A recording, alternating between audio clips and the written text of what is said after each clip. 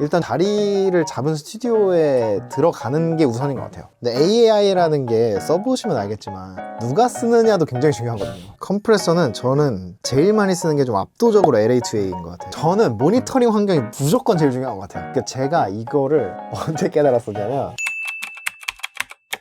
일단은 먼저 소개 한 번만. 네. 안녕하세요. 저는 지금 음악 프로덕션 회사 겸 DJ 엔터테인먼트 회사를 운영하고 있는 믹싱 엔지니어 박승준이라고 합니다.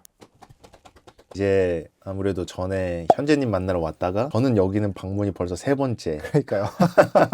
생각보다 잘 네. 좋으시더라고요. 어쨌든 승준 엔지니어님 같은 경우는 마스터링 바로 직전인 믹스 일을 하시는 건데 어떻게 하다가 이제 믹스 일을 이렇게 시작을 하시게 되는지. 믹스만 전문적으로 한 거 치면은 한 6, 7년 됐을 거예요. 오래되셨네요. 네. 원래 이제 저는 음악에 원래 관심이 많았어요. 그래서 제가 중국에 있었는데 중국에서 유학을 하면서도 음악에 계속 관심이 있었다가 제가 대학을 갔는데 중어중문학과를 갔거든요. 근데 학교를 일주일 정도 다녀보니까 네.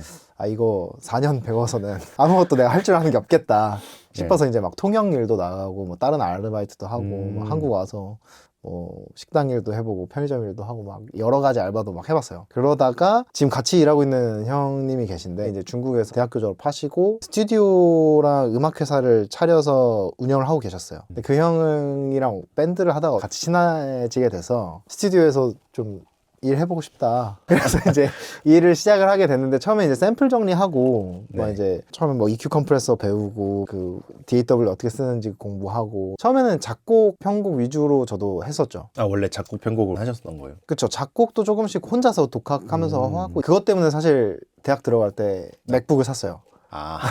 그냥 혼자서 조금씩 하고 있었는데 제가 이제 스튜디오에 들어가서 제대로 공부를 하다 보니까 제가 하고 있던 거는 아무것도 아닌 수준이었더라고요. 그래서 이제 처음부터 다시 이제 디테일하게 기초 쌓으면서 공부하고 하다 보니까 제가 이제 직접 뭔가를 만드는 것보다 남의 거 트집 잡는 걸 좀 잘 하더라고요. 그래서 그런 느낌으로 이제 좀 하다 보니까 믹스가 좀 더 재미있기도 하고 좀 더 적성에 잘 맞는 것 같아서. 적성이 있는 것 같아요. 저도 네. 사실 믹스하는 거 되게 재밌어 했거든요. 네. 그러면은 믹스는 그럼 어딜 배우러 가셨던 거예요? 믹스는 한국에서도 좀 그냥 배우고 중국에서도 좀 많이 배웠어요. 중국에 있을 때 스튜디오에서도 많이 공부하고 일단 기초적인 게 사실은 지금 제가 공부할 때만 해도 영어로는 이미 유튜브에 다 있었어요. 그래서 일단 혼자서 영어로 돼 있는 거 번역해가면서 다 공부를 해놓고 뭐 믹스마스터즈나 막 이런 거 보면서 맞아요. 웨이브즈 뭐 이런 회사들 거. 그때 이제 퓨어 믹스 막 이런 거 있었거든요. 인터뷰 한 거 막 쫙 따가지고 쭉 읽어보면서 막 다 공부하고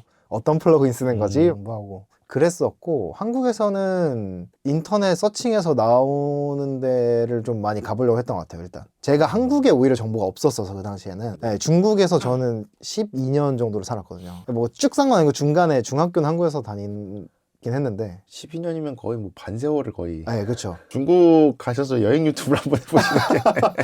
그래서 실제로 아는 형님이 하고 계십니다. 캣틴 따거라고. 저보다 중국의 조예가 깊으신 분들이 이미 하고 계셔가지고.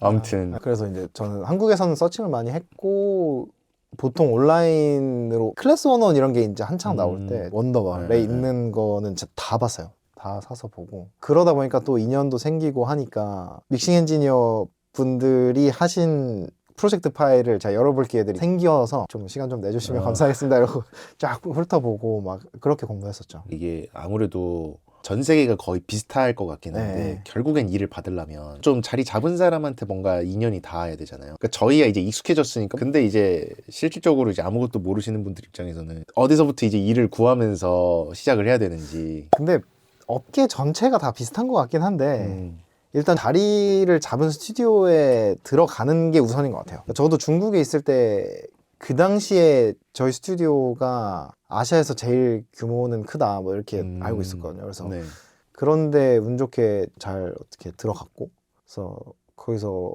사실 일을 했다라기보다는 처음에 공부를 했죠. 돈 받고 한 것도 아니고 뭐 제가 그렇다고 돈을 내진 않았지만 그 견습생처럼 샘플 정리하고 뭐 스케줄 정리하고 하면서 가르쳐 주는 거 잘 듣고 공부하고 일도 같이 하게 되고 하다 보니까 중국에서는 그래도 좀 메이저한 일들을 많이 했던 것 같아요. 그렇게 하다 보니까 이제 또 그 선에서 또 연이 생기고 결국에는 어쨌든 일은 사람이 하더라고요. 그렇죠. 그래서 최대한 많은 사람을 그냥 좀 만나는 게 그리고 그렇게 해서 좀 쌓아놓고 한국에 오다 보니까 그래도 다행히 좀 한국에서도 좀 찾아주시는 분들이 있는 것 같고. 근데 네. 이제 좀 저도 개인적으로 궁금한 게 이제 중국이랑 한국이랑 물가 차이가 많이 나잖아요. 그쵸. 물론 이제 중국에서 일하시면서 뭐 금전적인 거를 벌긴 하셨겠지만 네.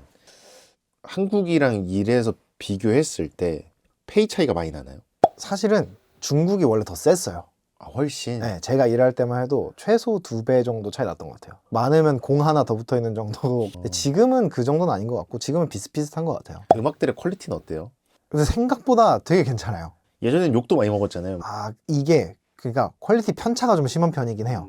그래도 메이저한 음악들이라고 생각을 했을 때는 꽤 괜찮은 것 같아요. 특히 발라드나 이런 쪽은 상당히 괜찮지 않나. 네, 왜냐면 걔네는 또 인건비가 중국은 또 싸다 보니까 오케스트라나 실제 악기 녹음하거나 뭐 이런 거에서 비용을 굳이 아끼려고를 안 하는 것 같아요. 이게 진짜 가식이 아니고 항상 재밌는 것 같아요. 왜 그러냐면 이게 계속 공부를 하다 보면은 새로운 걸 또 알게 되기도 하고 그걸 적용해 보려고도 하고 하다 보니까 그냥 매번 새로운 느낌? 항상 제일 최근에 한 게 제일 재밌는 것 같아요. 그치, 이거지 막 하면서 하는 느낌이 항상 업그레이드가 되니까. 그리고 항상 전에 했던 거는 그때는 재밌었는데 항상 약간 후회가 남더라고요. 아, 그렇죠. 모든 업계가 다 그렇지 모르겠는데 저는 후회가 남아야 결국에는 그게 결국엔 다음 거에서 성장을 한다고 보는 맞아요. 편이라서 너무 완벽할 수는 없는 것 같아요. 뭐 저희가 뭐 마세라티도 아니고.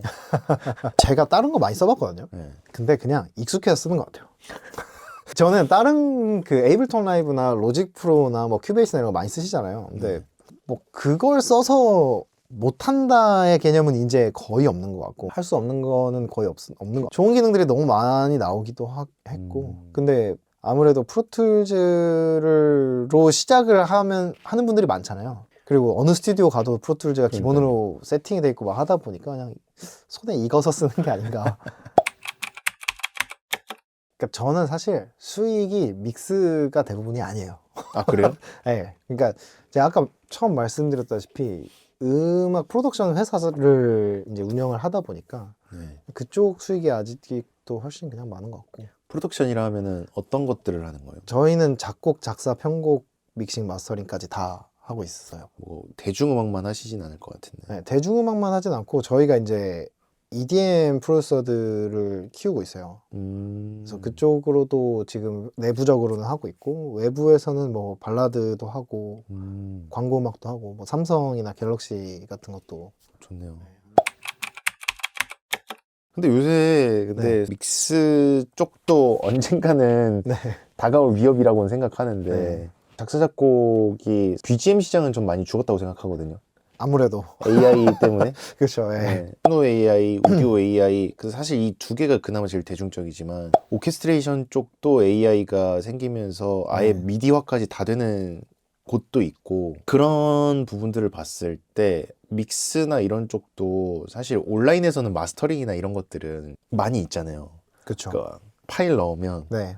마스터링 돼서 나오는 예를 들면은 오존이나 이런 것도 보면은 처음 오존이 AI 마스터링 보여줬을 때는 뭐야 이거 약간 그쵸, 이랬는데 저는 지금은 생각보다 그때에 비하면 좀 많이 올라왔다고 생각하거든요. 그렇죠. 괜찮죠. 그래서 이제 그런 부분들을 생각을 했을 때 일에 대한 위협은 없는지. 뭐 언젠간 있을 수도 있겠죠. 있을 수도 있는데 근데 AI라는 게 써보시면 알겠지만 누가 쓰느냐도 굉장히 중요하거든요. AI 마스터링도 잘 나가는 AI 마스터링 툴들은 대부분 사람이 만질 수 있는 노브가 무조건 들어있어요. 후단에 설정할 수 있는 세팅 값들이 여러 개 존재를 하거든요. 근데 그만큼 믹스는 그거보다 변수가 더 많잖아요. 그러다 보니까 AI가 나와도 좀 편하게 믹스를 할 수 있다 수준이지 않을까. 아직까지는. 앞으로는 어떻게 될 것 같으세요? 사실 AI 작곡이 나왔다고 해서 그걸 작곡가분들이 쓰는 거랑 일반인이 쓰는 거랑 또 다르잖아요. 그렇죠. 실제로 써보면 나오는 퀄리티 자체가 그런 정도 수준에서 좀 쭉 가지 않을까. 좋은 툴이 하나 저는 좀 나와봤으면 좋겠어요. 만약에 나오면 가장 원하는 기능이 뭐예요? 저는 믹스로 생각을 했을 때는 트랙 정리, 에디팅, 밸런싱 요거를 잘 해줬으면 좋겠어요. 왜냐면 사실 이게 그냥 귀찮음을 덜는 것처럼 보이실 수도 있는데 굉장히 중요하기도 하고 항상 여기서 걸리기도 해요. 뭐가 조금 큰가? 작은가? 막 이런 거에서 고민을 되게 많이 하고 그러면은 이 레퍼런스 음악이 있고 지금 내가 믹스하는 음악이 있을 때 어떤 트랙에서 좀 그런 그루브나 느낌에서 좀 차이를 많이 주는 거지라는 걸 고민을 되게 많이 하거든요. 그런 것만 좀 빨리빨리 잡아줘도 좀 편해지지 않을까. 믹스나 마스터링은 확실히 온전히 소리로 다 판단을 해야 되니까 그쵸. 요즘 친구들 음악하기 쉬우면서도 어려울 것 같아요. 그쵸. 편해지는 게 생기면 사실 음. 진짜 어려워지기 시작하는 거잖아요. 네, 그러니까 초입에서 위로 올라가서 어느 정도 자리 잡는 데까지가 갭이 커진 것 같아요. 그러니까 시작은 더 쉬워졌는데 그러니까 일단은 당연히 기초적인 이론이나 그러니까 음향에 대한 기본적인 지식들 있잖아요. 네. 뭐 아까도 잠깐 대화 나눴지만 뭐 EQ나 컴프레서의 종류나 뭐 각각 노브들이 어떤 역할을 하는지에 대한 기본적인 건 당연히 알고 있어야 되는 거고 네. 근데 이제 제가 하다 보니까 그러니까 이게 스튜디오에서 음원 믹스를 하는 거랑 네. 그냥 현장에서 시스템 음향을 하는 거랑은 또 라이브 음향 믹스를 하는 거랑 전 성격이 아예 다 다르다고 생각을 하거든요. 그런 쓰는 장비들이나 이런 것도 다르기도 하고 관점 자체가 조금 다른 게 스튜디오에서 음원 믹스를 할 때는 좀 더 음악에 많이 포커스를 해둬야 되는 것 같아요. 그래서 뭔가 노브 하나를 움직일 때도 좀 목적성이 좀 확실했으면 좋겠다. 그러니까 이게 진짜 썰저리 하듯이 서지컬이라 그래서 막 로우컷 막 다 막 쳐버리고 막 이런 거보다도 그 좋은 모니터링 환경에서 잘 들어보면은 킥 하나에서 로우 컷을 살짝만 걸었을 때, 안 걸었을 때, 많이 걸었을 때, 조금 더 갔을 때 막 이 그루브가 확확 바뀌거든요. 길이감도 바뀌고. 그래서 그런 음악적인 거에 좀 더 포커스를 해서 하는 게 좋지 않을까. 이 귀를 훈련하려면은 뭐를 초점을 둬야 될까요? 저는 모니터링 환경이 무조건 제일 중요한 것 같아요. 그러니까 제가 이거를 언제 깨달았었냐면 저도 네. 당연히 그냥 무조건 공부 많이 하고 믹스 많이 해보면 무조건 되겠지 생각했는데 예전에 기어라운지에서 네. 마스터 클래스 뭐 하는데 크리스 게린저라고 마스터링 엔지니어 분이 계세요. 맞았- 스털링 사운드 강의를 제가 사서 봤는데 저는 항상 다 봐요. 모니터링 환경 얘기만 한 40분을 하시더라고요. 그래서 아니 이 사람은 마스터링 알려달라니까 무슨 모니터링 얘기를 이렇게 길게 하고 마스터링 뭐 한 10분 20분 뭐 15분 뭐 하고 그랬는데 제가 중국에서 스튜디오 일을 할 때였어요. 아직도. 그러니까 이제 스튜디오 다 갖추고 있고 하니까 뭐 당연한 소리를 저렇게 해 막 했는데 이제 코로나 때 제가 설 휴가 나왔다 못 들어간 거거든요. 그러니까 이게 다 같이 야 설이니까 연초에 휴가 나갔다 오자. 그래서 1월에 나왔다가 그 열흘 사이에 코로나가 터지는 바람에 못 돌아간 거예요. 그래서 이제 그것 때문에 중국 생활 정리를 한 건데 그리고 나서 믹스를 하려고 하는데 뭔가 퀄리티가 너무 떨어져 있는 거예요. 제가 이게 왜 안 나오지 하고서 제가 듣는 환경에서 들었을 때 괜찮은데 딴 데서 들으면은 왜 이러지? 라는 게 계속적으로 생기고 그 전에 같이 작업하던 아티스트 분들도 뭔가 믹스가 좀 이상해진 것 같다라는 피드백이 실제로 많이 있었고 그래서 왜 그러지? 갑자기 실력이 줄 일은 아니잖아요, 그게. 그래서 어떤 게 문제일까 하고 고민을 많이 해보고 했는데 스튜디오를 이제 여기로 이사 오고 나서 느꼈죠. 바로 해결이 되더라고요. 그래서 이게 모니터링 문제였구나. 그래서 그리고 나서 그때 크리스 게린저를 생각을 해보니까 저게 맞는 거네. 이 생각이 들더라고요. 그 룸 환경이라는 게 제가 생각해 해외랑 우리나라랑 차이가 뭐 여러 가지가 있긴 하겠지만 한국은 사실 밀폐된 방음실이 많은 거고 해외는 제가 보니까 룸 어쿠스틱에 조금 더 치중을 두는 느낌이 좀 보이더라고요. 그렇죠. 그런 부분에 대해서는 어떻게 생각하세요? 근데 룸 어쿠스틱이 진짜 중요한 것 같긴 해요. 왜냐면 제가 중국에서 처음 배울 때는 중국도 룸 어쿠스틱에 굉장히 신경 많이 쓰거든요, 생각보다. 그래서 실제로 믹싱 엔지니어나 마스터링 엔지니어 분들이 직접 룸 어쿠스틱을 하러도 다니세요. 네, 그런 쪽으로 훈련을 또 받으신 분들이. 그래서 현업에서 마스터링 믹싱을 하시는데 다른 스튜디오에 가서 룸 어쿠스틱 설계도 같이 하는 분들도 있어요. 근데 그 정도로 음향하시는 분들이 어쿠스틱에 신경을 많이 쓰는데 제가 한국 왔을 때 생각보다 왜 이렇게 신경을 안 쓰지라는 걸 많이 느꼈었어요. 그러니까 그거에 비해. 네. 유명한 엔지니어 분들 룸을 갔는데 솔직히 말해서 저는 뭘 듣는지 모르겠더라고요. 그래서 여기서 이 정도 믹스를 하시면 룸 좋은 데 가시면 너무 잘하실 것 같은데 라는 생각이 들 정도로 왜 이렇게 작업을 하시지 싶은 데가 몇 군데 있었어요. 그래서 이거를 신경 안 쓰고 하시는 분들도 있구나를 그때 느끼긴 했는데 근데 이제 룸 환경이 좀 갖춰져 있으면은 아무래도 들리는 게 좀 다른 것 같긴 해요, 확실히. 근데 여기서 또 이제 나오는 이야기들이 그런 게 있잖아요. 처음부터 좋은 거 써야 되냐. 사실 배우는 사람들 입장에서는 프로들이 지금 얘기한 것처럼 좋은 게 좋은 거다 그렇죠. 라고 말을 하시는 분들이 있고, 뭐 차근히 업그레이드를 해야 된다고 하시는 네. 분들도 있는데, 뭐 이거를 어느 장단에 맞춰야 되는지. 저는 그래서 항상 제가 학생들이나 아니면 그런 거 물어보시는 분들 되게 많거든요. 네. 강연 같은 거 가도 질문이 꼭 있는 질문이에요. 그러니까 이거 꼭 있는 질문이잖아요. 네. 근데 저는 그래서 일단 최소한의 장비로 시작은 하시고, 당연히. 왜냐면 처음부터 막 저도 뭐 1억짜리 스피커 사고 싶죠.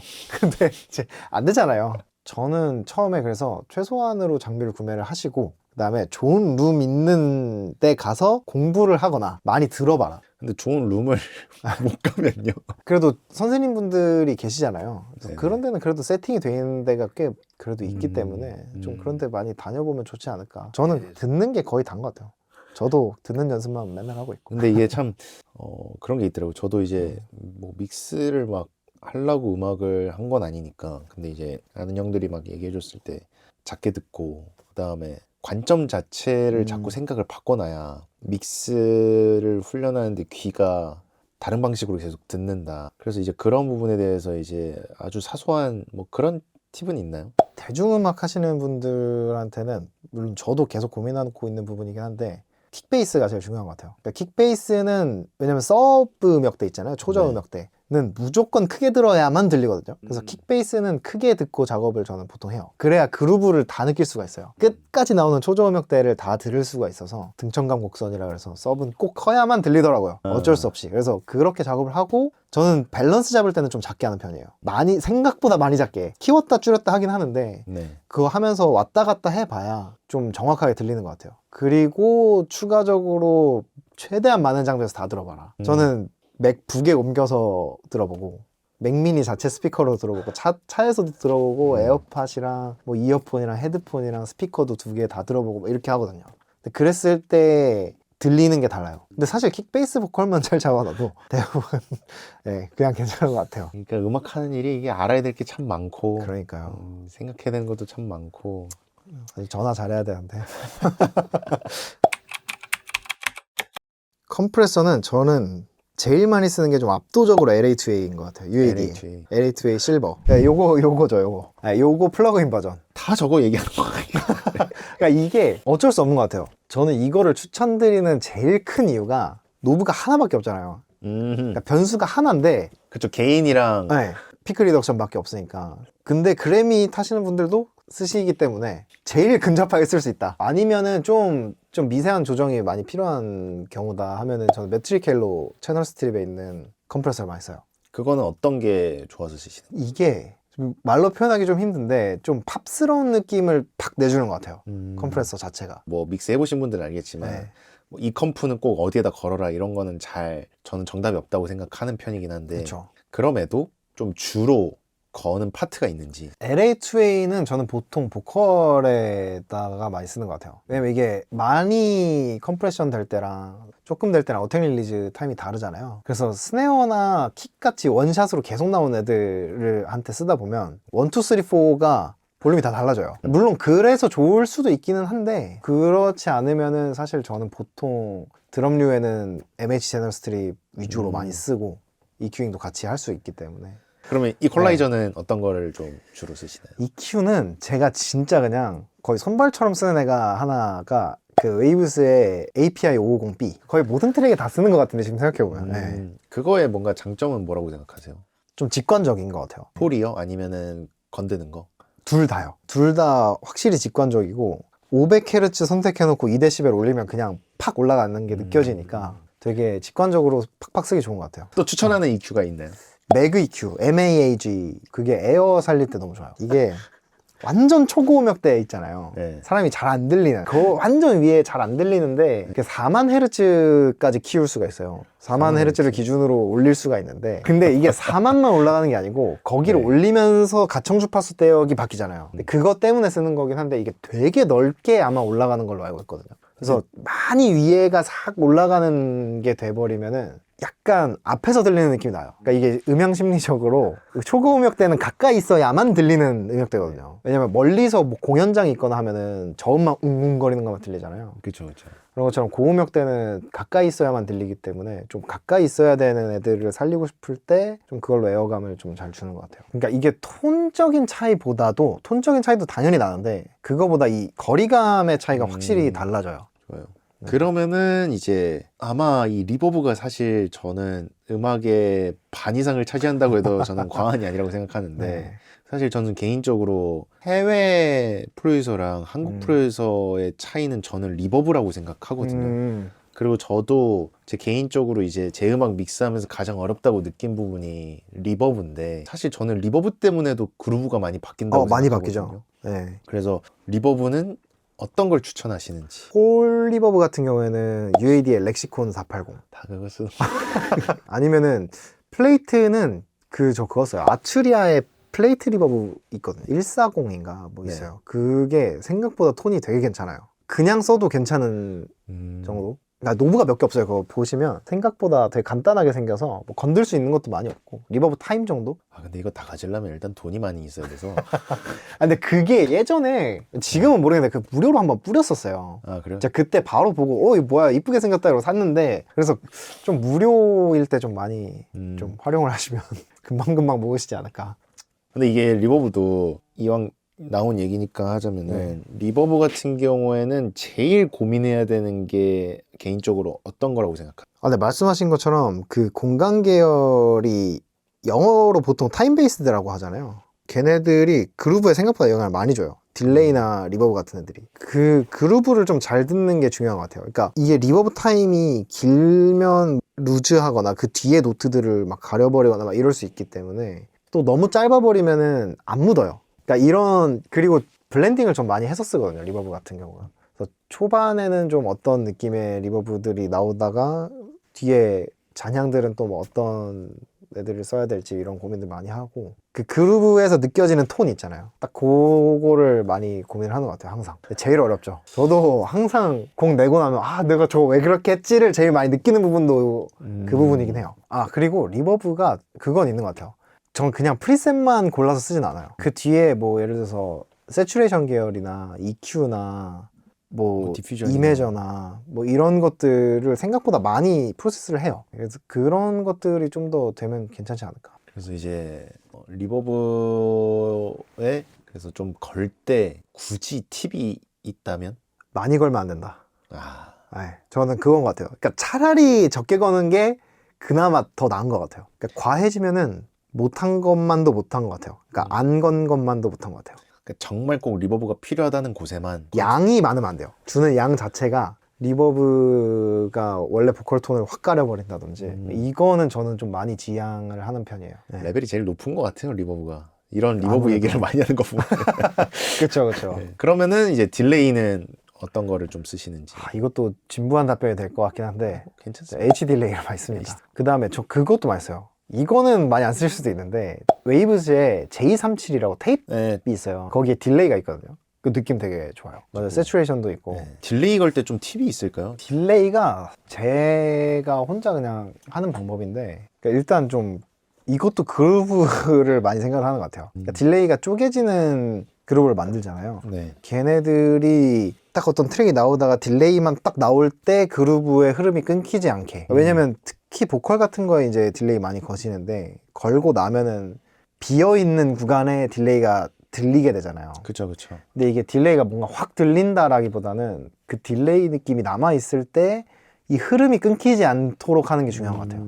필요하면은 오디오 터서 잘라야 될 수도 있겠네요. 그런 경우도 있죠. 아니면 특정한 노트에만 딱 걸든지 뭐 이렇게 하는 경우도 있고 아니면은 더킹도 많이 하고 사이드 체인으로 아니면 뭐 그런 경우들이 많죠. 그래서 여러 가지 좀 시도를 많이 해봐요. 이거는 항상 곡마다도 다르고 곡에서도 파트마다도 또 다르고 그래서 근데 어쨌든 그루브를 신경을 제일 많이 쓰는 것 같아요. 이 빈 공간을 빈 느낌이 안 나게 하는 역할이 좀 크다고 생각을 해서 리버브 딜레이는 뭐 다양한 것들이 또 너무 많긴 하지만 그래도 주로 또 많이 쓰는 게 이제 디스토션 계열들, 드라이브 네. 계열들이죠. 혹시 추천해 주실 만한 플러그인이 있는지. 저는 아까 말씀하셨던 J37도 종종 쓰고 그거 말고 쉐프스 73이라고 앤드류 쉐프스라는 엔지니어가 웨이브스랑 같이 만든 계열이거든요. 거기에 드라이브 모드가 있어요. 근데 이게 생각보다 되게 좀 아날로그적인 느낌을 잘 주는 것 같아요. 근데 그게 아니면은 저는 보통 세츄레이션이 필요하다 그러면은